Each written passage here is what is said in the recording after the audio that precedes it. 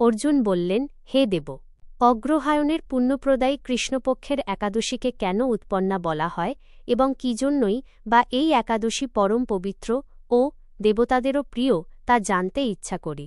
আপনি কৃপা করে আমাকে তা বলুন। শ্রীভগবান বললেন, হে পৃথাপুত্র, পূর্বে সত্যযুগে মূর নামে এক দানব ছিল। অদ্ভুত আকৃতি বিশিষ্ট সেই দানবের স্বভাব ছিল অত্যন্ত কোপন। সে দেবতাদেরও ভীতিপ্রদ ছিল।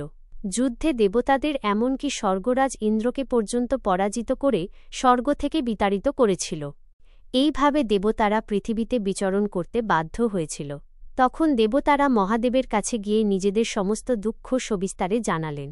শুনে মহাদেব বললেন, হে দেবরাজ, যেখানে শরণাগত বৎসল জগন্নাথ গরুড়ধ্বজ বিরাজ করছেন, তোমরা সেখানে যাও। তিনি আশ্রিতদের পরিত্রাণকারী। তিনি নিশ্চয়ই তোমাদের মঙ্গল বিধান করবেন।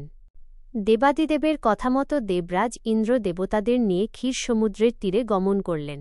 জলে শায়িত শ্রীবিষ্ণুকে দর্শন করে দেবতারা হাত জোড় করে তাঁর স্তব করতে লাগলেন। স্তুতির মাধ্যমে নিজ নিজ দৈন্য ও দুঃখের কথা তাঁরা ভগবানকে জানালেন। ইন্দ্রের কথা শুনে ভগবান নারায়ণ বললেন, হে ইন্দ্র, সেই মূর দানব কী রকম, সে কেমন শক্তিশালী, তা আমায় বল। ইন্দ্র বললেন, হে ভগবান, প্রাচীনকালে ব্রহ্মবংশে তালজঙ্ঘা নামে এক অতি পরাক্রমী অসুর ছিল। তারই পুত্র সেই মূর অত্যন্ত বলশালী, ভীষণ উৎকট ও দেবতাদেরও ভয় উৎপাদনকারী। সে চন্দ্রাবতী নামে এক পুরীতে বাস করে।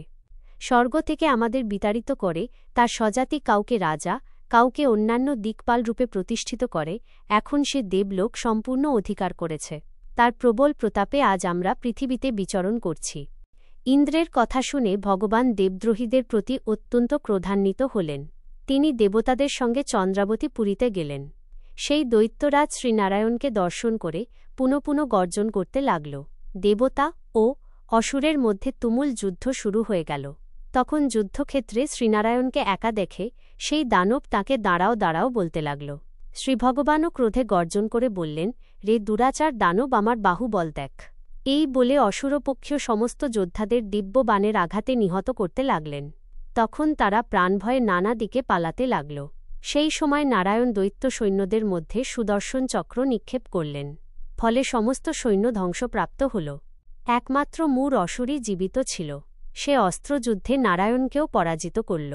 তখন নারায়ণ দৈত্যের সাথে বাহুযুদ্ধে লিপ্ত হলেন। এইভাবে দেবতাদের হিসাবে 1000 বছর যুদ্ধ করেও ভগবান তাকে পরাজিত করতে পারলেন না।